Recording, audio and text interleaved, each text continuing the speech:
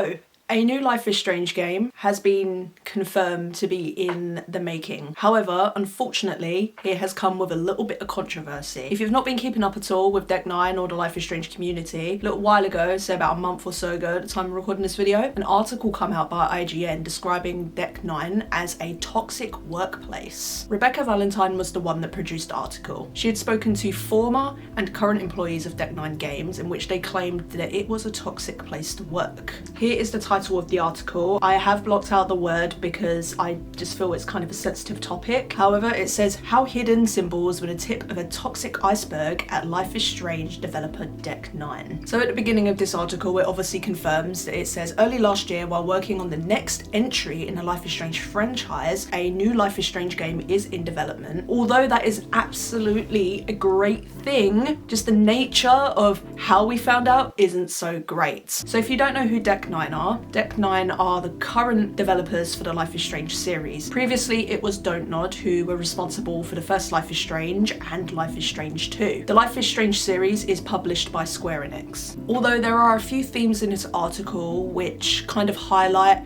and suggest the reason why Dontnod no longer develop Life is Strange games. As well as claims of a toxic workplace among management, there are a lot of claims that a studio in Square Enix were described as bullies by pressuring Deck 9 employees to reach a deadline, which is what crunching is. And to me that heavily implies that's probably why Dontnod only developed Life is Strange 1 and 2. Deck 9 have developed Life is Strange Before the Storm and True Colors, and they did a little bit of work on the Life is Strange Remastered collection as well. It also says in this article that there was a racist meme put in the game and other symbols which were very, very inappropriate, and other staff in the studio just were increasingly concerned that they were deliberately put in there just a dog whistle.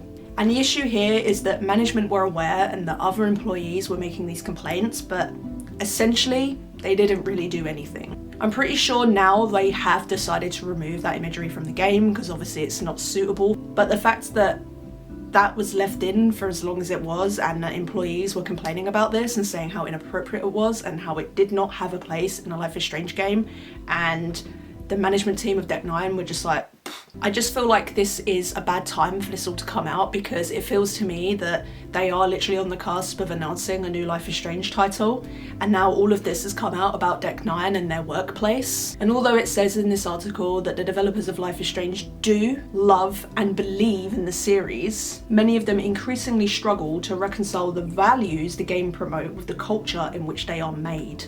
But you've got to remember in this article, it's more the management team. Not only was there racist memes, but there was also mistreatment of staff, crunching, transphobia, sexism, and even sexual harassment. There's also a section in this article about True Colors and talking about Alex's bisexuality. Apparently Square Enix said that they did not want Deck 9 to disclose Alex's sexuality whatsoever. I read something about how they didn't want that because they didn't want Life is Strange to be another gay game. In the review copies, there was no disclosure of Alex is bisexual, and then after these review copies and then the reviews come out, a lot of these reviewers were praising Alex's bisexuality, etc, etc. And then it seemed then that Square Enix just totally changed their tone and were like, oh yeah, just kidding, it's great, Alex is bisexual, that's cool.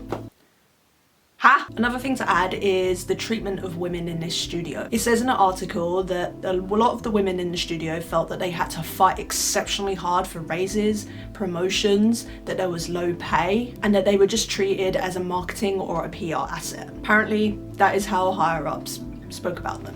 It also says that every woman that did get a promotion at Deck 9, it was really hardly fought for, in the case of that, like, it was a team effort. Everybody was suggesting them, sending emails to both men and women were doing this, like, why? I won't go way too much in detail about the article. There is a link down in the description to a video I watched by a YouTuber. I believe their YouTube handle is Cuckoo on Games. They made an excellent video completely covering everything about the drama going on down in Deck 9. I'm not very good at explaining it, but if you want a better explanation of that entire thing, there is a link down in the description just discussing the issues that happened within the studio and just going a little bit more in depth with it. Really good video, so shout out to them. So with all of this going on, I'm disappointed in Deck 9, but it was the narrative team that were impacted most of all, but it makes me feel good that all of the stuff that was praised for in True Colours and Before the Storm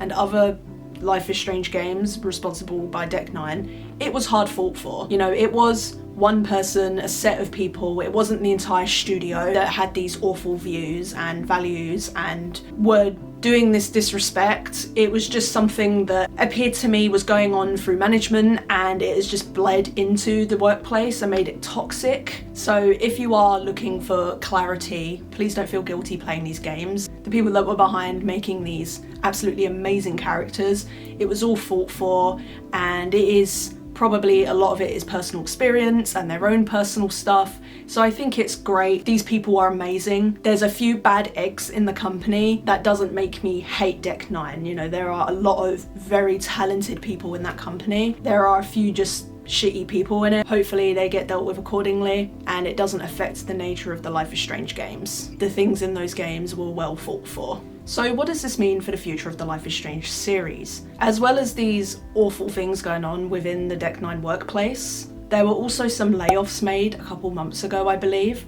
and there was a report that said that the size of the studio and the amount of people working for the company is half now than what it was when True Colours come out. So they're obviously working with a lot less staff than they used to, so there is probably a little bit more time until we actually get a new Life is Strange game, now that the workload on the existing employees now is probably a lot more due to the layoffs. When we're looking at the release times between other Life is Strange games, they're usually around 2 to 3 years apart, and the last time we saw a Life is Strange game was Life is Strange True Colours, which this year it will be 3 years. I do think we will get an announcement of this new Life is Strange project this year.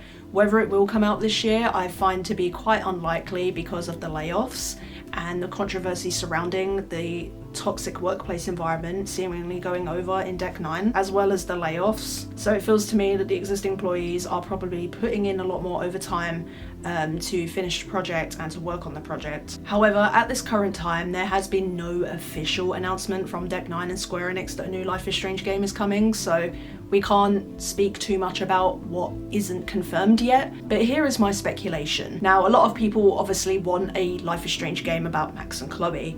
Max and Chloe being the protagonists in Life is Strange 1. However, if you don't know, the story of Max and Chloe is continued in the Life is Strange comics, which if you haven't read them, I 100% recommend them.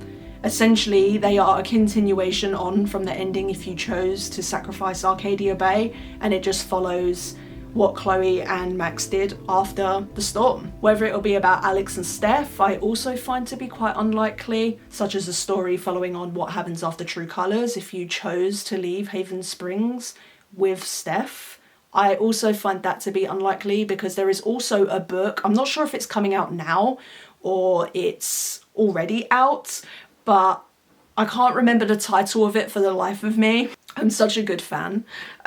There is also a book coming out about Alex and Steph regarding the choice of you leaving Haven Springs with her, and they've just kind of developed on that ending and sort of what happens after in that book, so definitely need to give that a read. There was also a book that came out last year called Life is Strange, Steph's Story. I actually have it, give me a second.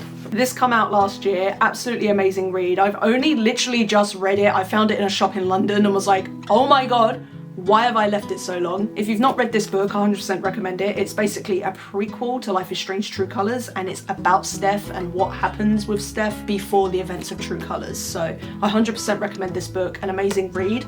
And if you're about audiobooks, even better, because the voice actor of Steph, Katie Bentz, does do the audiobook, and I have listened to a little bit of the audiobook, like the preview, and of course, as always, she does an absolutely amazing job. So shout out to her, and shout out to Rosie Thor, who wrote this book. So that's kind of what's been going on with Life is Strange lately. Of course, and unfortunately, we do have the Deck 9 stuff that's going on right now with the layoffs and the toxic workplace. But we've got some books and some comics coming out, and now we absolutely know that there is going to be another Life is Strange game. It's just a matter of when, really, more so than anything. And of course, I will be covering all of this new stuff on the new Life is Strange game to be announced on my channel, so make sure you stick around for that. I'd be interested to know what your guys' take is on this. Personally for me, I'm just disappointed that the staff at Deck 9 were treated this way, and hopefully something changes. Again, I won't let it affect my view on the Life is Strange games, because these talented people that were mistreated are the brilliant minds between everything we know and love in the games. So for that, I will continue to support them.